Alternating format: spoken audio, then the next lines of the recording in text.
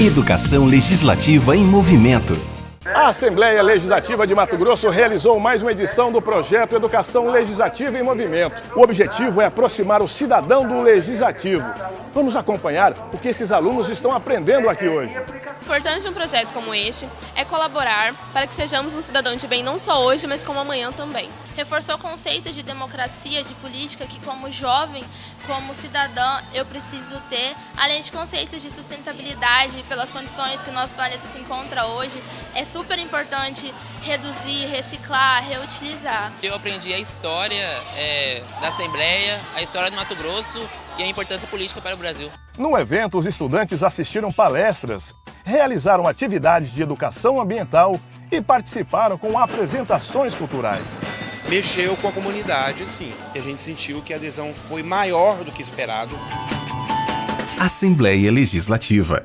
No mundo atual, a velocidade da notícia anda no tempo do próprio acontecimento. E você analisa, opina, busca, atualiza, onde quer que você esteja. A notícia tem que estar na sua tela, na palma da sua mão e onde você quiser. Um site de notícias só é completo quando você pode compartilhar, assistir e participar dos acontecimentos. RD News, RDTV e blog do Romilson. Jornalismo político e interativo. Leia, assista e opine. Mais do que resultados, a tranquilidade do dever cumprido.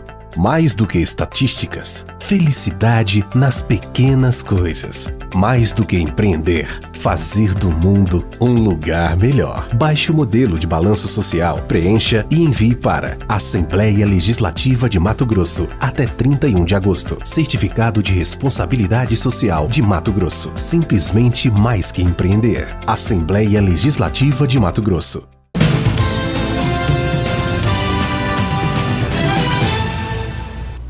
Olá, hoje nós vamos falar sobre o cenário da energia, não só em Mato Grosso, mas também como está no nosso estado em relação ao país. Nós recebemos aqui o vice-presidente do Sindenergia, que é o Sindicato da Geração e Distribuição de Energia em Mato Grosso, Eduardo Oliveira. Muito obrigada pela sua presença aqui na RDTV, Eduardo. Vamos já iniciar aí falando sobre esse cenário. Como é que está o cenário da energia, da geração de energia em Mato Grosso? Obrigado pela oportunidade. Estamos aqui nesse bate-papo para tentar desmistificar um pouquinho o setor, que é um pouco complexo, não é verdade? Começando falando um pouquinho do cenário, da nossa matriz elétrica, como que está aqui. Veja, a nossa matriz, seja ela energética ou elétrica quando envolve combustíveis também, e elétrica quando tem mais a ver só com energia elétrica, eletricidade, ela na verdade é muito correta, politicamente correta. Ela é renovável, ela é limpa, segura e econômica. Na verdade, nós hoje temos aí aproximadamente 97% da nossa energia elétrica limpa, renovável e provinda de hidrelétricas. Na verdade, isso é invejável para o mundo. Boa parte dos mundos que tem essa vocação, que tem esse potencial, já aproveitou 100%. E nós estamos longe de aproveitar 100%. Aproveitamos muito pouco, aproximadamente aí 1/3 do potencial que o país tem. Então, na verdade, o Mato Grosso dá esse exemplo para o Brasil, aproveita uma parte por enquanto, pode vir a aproveitar mais. E o mais importante de tudo, além dessa parte ambiental que eu já disse, é que é uma energia com uma tarifa mais módica. E o Brasil também se encontra num patamar parecido, numa situação parecida. Aos olhos do mundo, isso é muito bem-vindo em dias de hoje que a gente fala sobre emissão de efluentes, né, de gases de carbono. Então, acho que o Brasil tem que encher mais a boca, o peito, estufar o peito para falar dessa condição nossa que é peculiar e é invejável. Então, acho que a gente está no caminho certo nesse sentido, além de que temos outros potenciais ainda para explorar. Nós temos muito potencial fotovoltaico, né, que é energia solar. Nós temos biomassa, biodiesel, etanol, gás natural. Enfim, ainda podemos avançar muito sem necessariamente precisarmos antes sujar a nossa energia. A gente teve, inclusive, aí recentemente o lançamento de uma usina, né, até pelo presidente da República, Michel Temer, em Mato Grosso. Como que a categoria recebe essa notícia, essa nova usina? Essa usina está um pouco mais ligada ao agronegócio, né? Não necessariamente geração de energia, até nosso sindicato cobriu pouco. Mas foi um evento político muito importante, porque é uma prática também desejável. Então, quando você fala de etanol boa parte do mundo nem conhece tanto, os Estados Unidos já aderiu bastante à nossa política de etanol, e nessa hora não importa muito se o etanol vem da cana, vem do milho, poderia vir da beterraba, né, tem bastante nos Estados Unidos, enfim, mas um assunto é o etanol combustível, né, e outro assunto é a energia elétrica, então, sem querer aprofundar demais, é por isso que talvez a gente não deu mais cobertura para isso. Ah, sim. Quando você citou aí a energia fotovoltaica, né? Mato Grosso, ele já existe essa iniciativa de tentar implantar, porque é um estado com um nível de incidência solar muito grande, né? Quais são os entraves para esse tipo de investimento? Que bom que tem a oportunidade também de falar disso, né? As pessoas, elas vão muito pela moda, né? Então, hoje a moda, a imprensa fala muito em energia solar, geração solar, compara com países como Noruega, Suécia, Holanda, alguns lugares que já estão mais avançados, como também foi da eólica. A eólica hoje já está um pouco mais consolidada, naquele momento era a bola da vez, hoje é a solar. Mas a solar, a fotovoltaica, é importante a gente lembrar outros aspectos. É verdade que é muito simplificado, em termos de meio ambiente e licenciamento dela, implantar. Foi anunciado agora um mega projeto na Chapada dos Guimarães, né? Na verdade é no Caminho do Manso, mas é o município de Chapada dos Guimarães, que a gente apoia, já tive uma reunião sobre isso, será bem-vindo, vamos fazer todo o esforço possível para ajudá-lo. Veja, ela é ainda uma energia recente que está sendo incentivada. Então, à medida que ela ganha escala, ela vai sendo viabilizada. Então, boa parte da tecnologia para poder gerar energia solar é oriunda do exterior, inversor de frequência, painéis. Então, enquanto a gente tem que ainda importar isso, não se fabrica muito no Brasil isso, até que a gente adquira, vamos dizer, um parque, né, para poder fabricar isso aqui, talvez baratear, mas enquanto a gente está ganhando escala, a gente ainda vê essa energia um pouco mais cara, um pouco complicada nesse sentido de viabilizá-la financeiramente, economicamente. E tem um outro aspecto, esse sim é muito importante, e eu vejo que na academia ninguém discute isso, a imprensa fala pouco sobre isso, a gente entender um pouquinho o conceito de energia despachável ou não despachável. Então imagine que você é um operador, como é o ONS lá, Operador Nacional do Sistema, está o tempo todo olhando para a demanda instantânea do Brasil, em diversas regiões, a indústria, o comércio, residência rural, e ele fica escolhendo as gerações de onde vão vir. E geralmente o critério dele, a ordem, a sequência de despachabilidade dele é das mais baratas, das mais corretas, mas é claro que você tem interferências externas. Então você tem o ciclo da água, por exemplo. Na época de cheia, você pode despachar todas as hidrelétricas. Agora a gente está numa época que não é de cheia, ao contrário de seca. Então você segura as hidrelétricas ao máximo e vai despachar as fontes complementares. E a solar seria uma, como a eólica é. Acontece que uma hidrelétrica, você pode dar o sinal, dar o comando e pedir para ela entrar, gerando 50%, 100%, e ela pode entrar e suprir. Né? Ela está conectada à rede básica e ela supre e pode, através dos linhões, exportar de uma região para outra. Então, hoje Mato Grosso é exportador, tem um excedente grande, a gente consome aproximadamente 1/3 do que a gente gera. Ótimo. Acontece que solar, eólica, você depende daquele fator, se no momento está acontecendo ou não. Como você vai despachar uma solar à noite? Em dia de chuva, com tudo nublado. Às vezes despachado em uma região tão distante e às vezes até isolada, porque parte dessas usinas solares e eólicas ainda estão sendo interligadas.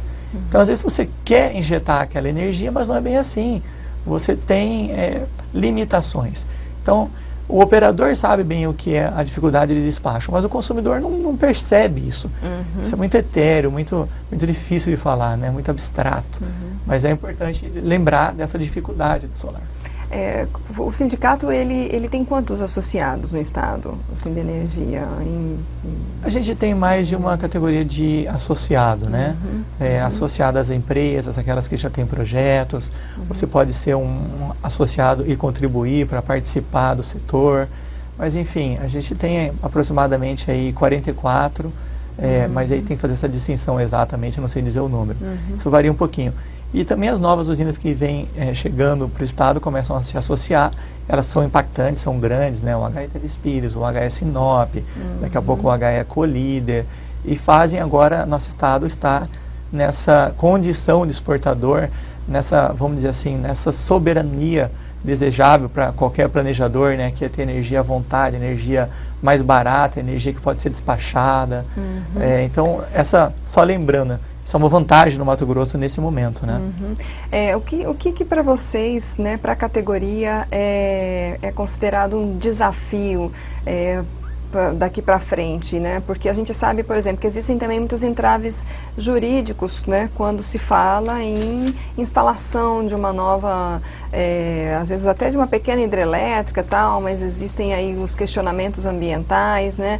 O que você considera como o maior desafio para a expansão desse setor? Bom, para responder isso, eu vou falar um pouquinho do Brasil também, não só do Mato Grosso. Boa parte do potencial nosso disponível para a hidrelétrica hoje, que é essa energia limpa, renovável e com tarifa mais módica, está na região da Amazônia. Se não exatamente no miolinho, mas na beirada, enfim, próximo de parques nacionais, de territórios indígenas. Então é uma discussão ambiental, sim, do que aproveitar, quanto por cento disso aproveitar. Veja, eu citei que outros países que têm potencial hidrelétrico como o Brasil já aproveitaram 100%. O Brasil está longe disso e provavelmente nunca vai chegar. Até porque o assunto ambiental ele tem estado cada vez mais latente. Então, vamos dizer assim, eu até me considero uma pessoa flexível no sindicato. Em termos de meio ambiente, participo de discussões. Sexta-feira passada estava lá discutindo o plano de bacia do Alto Paraguai, que envolve o Pantanal. Então, eu tenho umas ideias. Por exemplo, você tem um rio que tem 3, 4, 5 potenciais, mas nenhuma usina ainda saiu nesse rio. Então, de repente, a gente pode discutir e preservar esse rio. Já outra hora temos um rio que tem 3 empreendimentos e com outros 5 potenciais que poderiam ser desenvolvidos. Se ele já está segmentado, se ele já está antropizado, talvez ali seja mais estratégico continuar a gerar energia. Outra coisa que eu defendo muito, que você tem uma usina de cabeceira com reservatório. Vamos lembrar aqui que nós estamos vivendo um momento de bandeiras tarifárias por essa má política, essa política desastrosa do setor, que foi combater grandes reservatórios. Eu não quero generalizar nesse momento. É lógico que é muito diferente quando você fala de uma usina Três Gargantas na China, que desalojou milhões de pessoas, isso é muito impactante. Mas quando a gente fala, por exemplo, de um Manso, que havia aquele cerrado lá, com quase nenhuma produção agrícola, com pouca gente morando, e o Manso veio para ser não somente geração de energia, mas lazer, turismo, né, possibilidade de irrigação, aquicultura, que é piscicultura. Então a gente enriqueceu a região, né? E além disso tudo, a gente trouxe uma segurança hídrica para Cuiabá, Várzea Grande, para a Baixada. A gente tem uma água muito grande estocada, reservada para uso, uma água limpa. Além disso, o Manso ele foi concebido para fazer o controle de cheias e secas. Então isso era um problema no passado em Cuiabá, hoje não é mais, nem se lembra mais nisso. As pessoas esquecem de cumprimentar, agradecer Manso nessa hora. Então, sem generalizar, eu defendo que em áreas estratégicas a gente deveria ter grandes reservatórios na cabeceira e depois outros empreendimentos a jusante quer dizer rio abaixo, né? Para que essa mesma vazão que vai gerar para esse empreendimento vai ser aproveitado também nos outros. Então essa é uma inteligência, vamos dizer assim, né, de geração, uma inteligência estratégica, né? Isso eu defendo. Outra coisa que eu defendo, que eu considero uma visão mais tranquila, por exemplo, você tem às vezes uma cachoeira que é balneária de uma cidade, que é cartão postal de uma cidade, como Salto das Nuvens, Tangará, para dar um exemplo. Acho linda, visitei várias vezes, fui em eventos lá. Eu defendo que a cachoeira continue. Agora, principalmente o mau ambientalista, ele vai falar que é impossível ter a cachoeira e ter a usina. De jeito nenhum. O mundo dá exemplos, o Brasil mesmo tem cases bonitos disso. Você pode manter uma cachoeira, inclusive, no mesmo lugar e gerar energia. E, inclusive, garantir a balneabilidade para a população ali da cidade. Como? Você exige que ela fique aberta um sábado, um domingo, em horários de visitação, algumas horas por dia. Pode fazer um sábado sim, um sábado não, num fim de semana um sábado, no outro fim de semana um domingo. E você ainda obriga o empreendedor a manter ali uma lanchonete, um vestiário, um banheiro, uma portaria, né? Uma segurança, uma tranquilidade para a pessoa que vem ali aproveitar aquele cenário ali, contemplar, curtir. Ele tem alguma estrutura, porque hoje você vai numa cachoeira na Chapada, por exemplo, a gente está próximo da Chapada, tem lixo. Não tem onde estacionar. Se você conseguir chegar até uma caçoeira em Chapada, né? Cada vez mais difícil. Isso, e aí o caminho é todo acidentado, tem muita gente por questão de acessibilidade, não consegue chegar. Então, acho que tudo isso aí, bem pensado, e isso não é nem caro. Na verdade, as usinas estão sendo obrigadas a fazerem outros programas, outras medidas muito caras, essa sim, onerando nossa energia, porque nós consumidores que pagamos isso é tudo precificado, que não guardam nenhuma relação com o impacto ambiental dela. Então, elas são obrigadas a assinarem certos taxas, elas são obrigadas a pagarem plano diretor para o município, projeto de aterro sanitário, esgotamento sanitário, às vezes até implantar, né, o plano de sanitário, mas não foi a hidrelétrica que trouxe esse impacto para o município ou para a região, entendeu? Então, na verdade, assim, é o poder público que não tem condição, que não tem planejamento, que não tem verba, dinheiro, financiamento, obrigando qualquer um que passa pela região para fazer outro negócio a suprir e pagar por isso para a população que é carente disso. Bom, na verdade a população, você está explicando a visão do setor aí, muitas vezes as pessoas não fazem ideia do que está por trás. Só que, certamente quem está nos assistindo já levanta a seguinte questão. Tudo bem, né? Mato Grosso exporta, a gente tem todo esse potencial, toda essa estrutura, mas aí o governo federal anuncia, né, que eu vou ter que pagar mais caro esse mês é bandeira amarela, é bandeira vermelha, né? Recentemente foi anunciada a bandeira vermelha.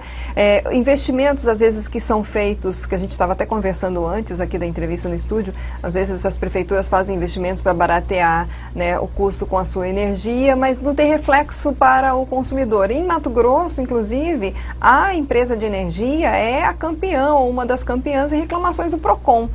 Como trazer um resultado, né, de você falou, tudo tem preço, mas como trazer, digamos, um alívio para o consumidor? O que falta para o consumidor perceber que o nosso sistema energético é tão rico, tão bom, e ele paga caro ainda, ele considera caro o que ele está pagando? Essa é a pergunta, né? Veja, o deputado federal Fábio Garcia, eu gosto de mencionar ele porque ele foi presidente do nosso sindicato e hoje é um parlamentar com muito conhecimento do setor elétrico, muito mesmo, e ele conseguiu corrigir algumas distorções que existiam. Mas eu vou citar algumas e isso vai ajudar a responder por que nossa energia é tão cara. Então, o que adianta a gente ter 70% do potencial todo suprido por hidrelétrica, e a gente diz que ela é mais módica, mais cara, tarifa mais econômica, mas a nossa tarifa é das mais caras do mundo, no Mato Grosso, aí acho que é a terceira mais cara. Tem questão de impostos também aqui em Mato Grosso. Então vamos entender. Aproximadamente entre 30% e 40% da energia que nós pagamos na nossa conta, nessa hora não importa se você é um consumidor industrial, rural, residencial, comercial, até poder público, é realmente de energia que você gastou. Entre 30% e 40%. É realmente de energia. Tudo mais que compõe a sua conta não é energia. Então vamos começar por impostos. ICMS é 30%. PIS/COFINS, não sei exatamente, mas para piorar, um é base de cálculo para o outro, que a gente chama de bitributação, né, que está sendo muito questionado na justiça, inclusive. Exatamente, a gente tem essa discussão, né, dentro da Federação das Indústrias, do Centro de Energia. Então veja, quando um é base de cálculo para o outro e a soma dos impostos todos, você vai aproximar aí de 40% de impostos, né, e reflexo de um sobre o outro. Então, assim, uma coisa que eu sempre tenho tentado sugerir para o governo, e a gente tem uma reunião aí, vai colocar algumas pautas, essa é uma pauta, não é nova, fazer um estudo de como seria baixar 1% de ICMS ao ano. Porque eu acredito que isso poderia gerar muito emprego, muito negócio, muito investimento, a gente exportar mais produtos, a gente ganhar produtividade, competitividade. Mas voltando, vamos tentar distrair um pouco. E fora isso, a gente tem os encargos setoriais.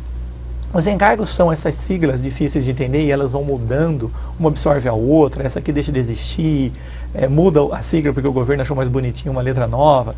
Mas, em geral, quem quiser pesquisar, acho que a grande sigla vilã na atualidade é a CDE, Conta de Desenvolvimento Energético. Tudo que existia de sigla anterior foi colocado lá dentro, ficou um grande chapéuzão isso, e ali tem um monte de distorção. Então, eu citei o deputado Fábio, ele conseguiu diminuir algumas distorções. Mas veja, então houve um aumento da energia de Itaipu, o lado do Paraguai de Itaipu entendeu politicamente que o Brasil tinha que pagar mais pela energia que a gente, na verdade, o Paraguai consome pouco da produção do país, né, e boa parte vem vendida para o Brasil, então a gente importa. E aí ele resolveu subir o preço, na época o nosso presidente aceitou e isso foi repassado e rateado para todos os estados.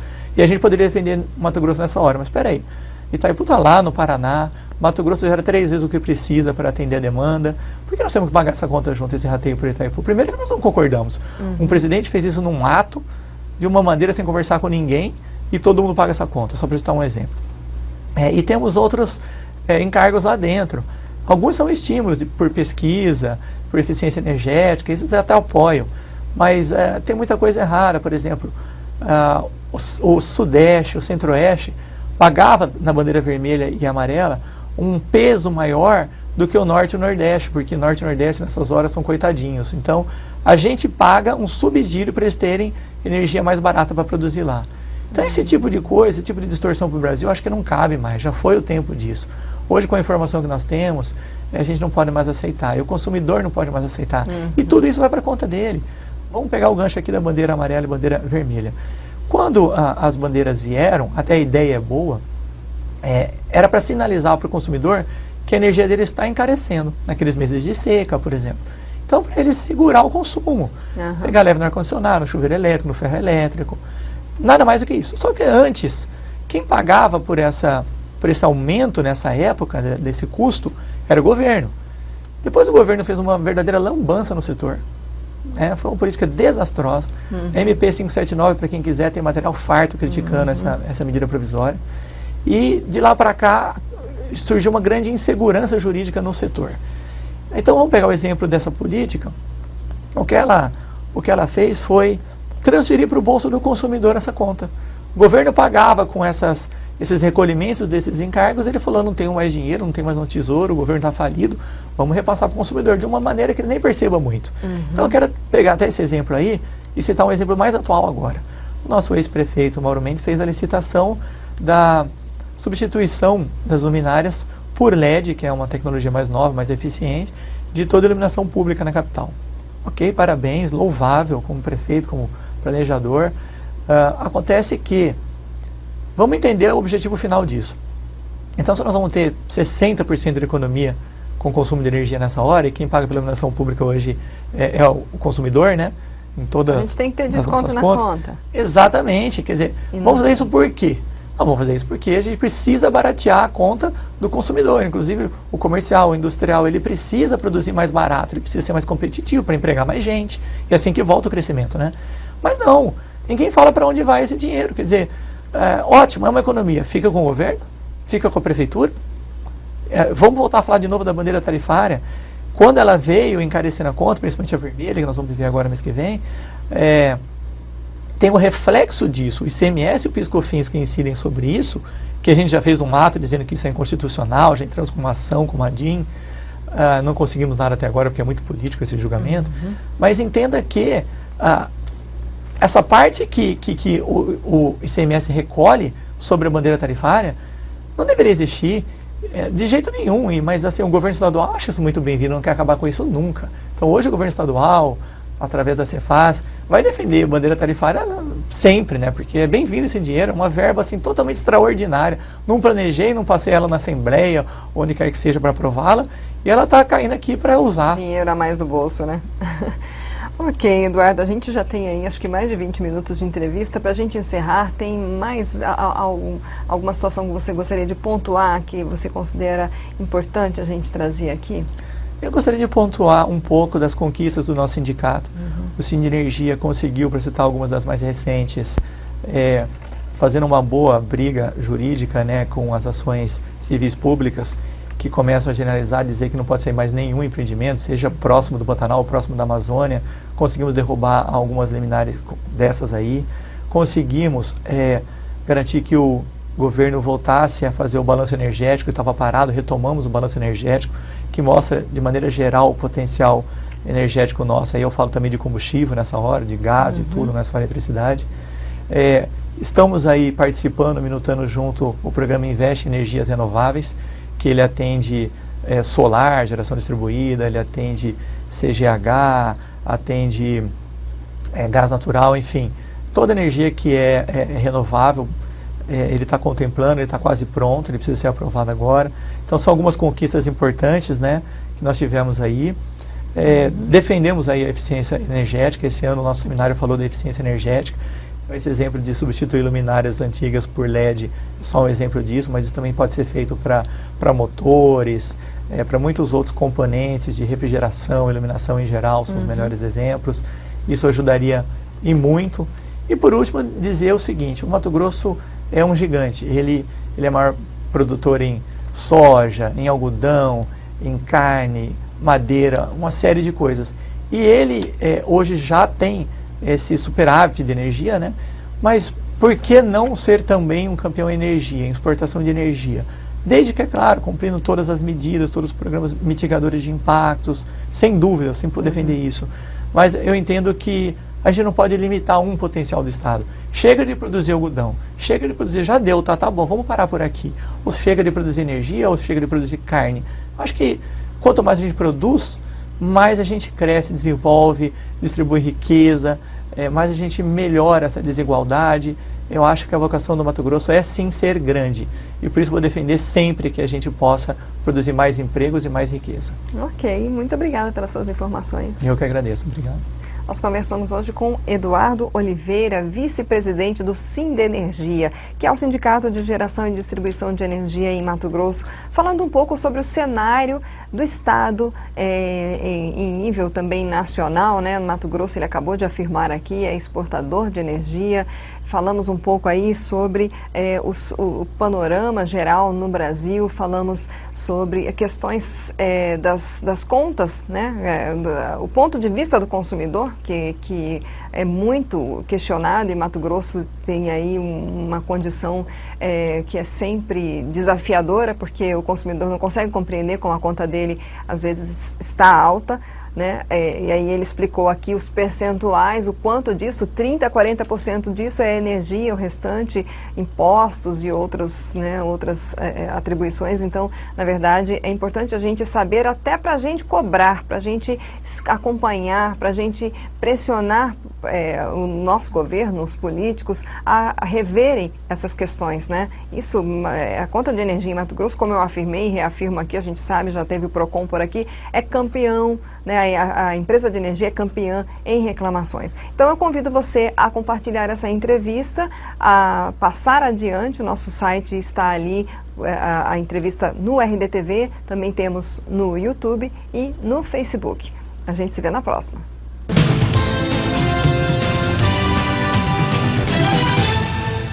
Criar projetos para beneficiar a população. Isso é de lei. Representar a população defendendo os seus direitos. Isso é de lei. Fiscalizar as obras e a administração pública. Isso é de lei.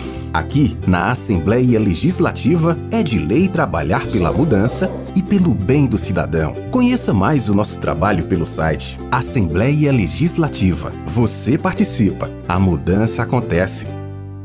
No mundo atual, a velocidade da notícia anda no tempo do próprio acontecimento. E você analisa, opina, busca, atualiza, onde quer que você esteja. A notícia tem que estar na sua tela, na palma da sua mão e onde você quiser. Um site de notícias só é completo quando você pode compartilhar, assistir e participar dos acontecimentos. RD News, RDTV e blog do Romilson. Jornalismo político e interativo. Leia, assista e opine. Educação Legislativa em Movimento.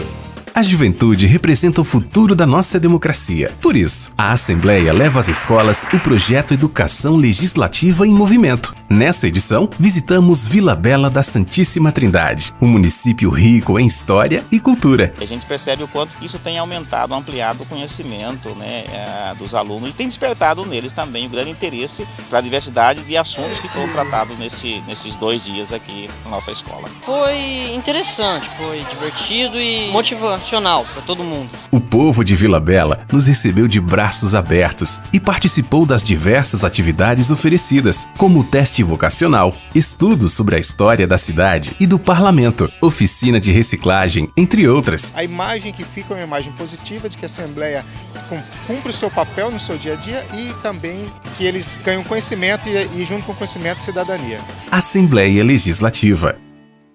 A Às vezes, boas ideias não vão para frente simplesmente porque ninguém as compartilha. Mas para mudar isso, a Assembleia Legislativa está ouvindo a sociedade e levando as boas ideias ao plenário. E agora, quer saber como você gostaria de melhorar Mato Grosso? Acesse al.mt.gov.br/propostas ou as redes sociais para contar as suas ideias que merecem ganhar vida. Assembleia Legislativa de Mato Grosso. Você participa, a mudança acontece.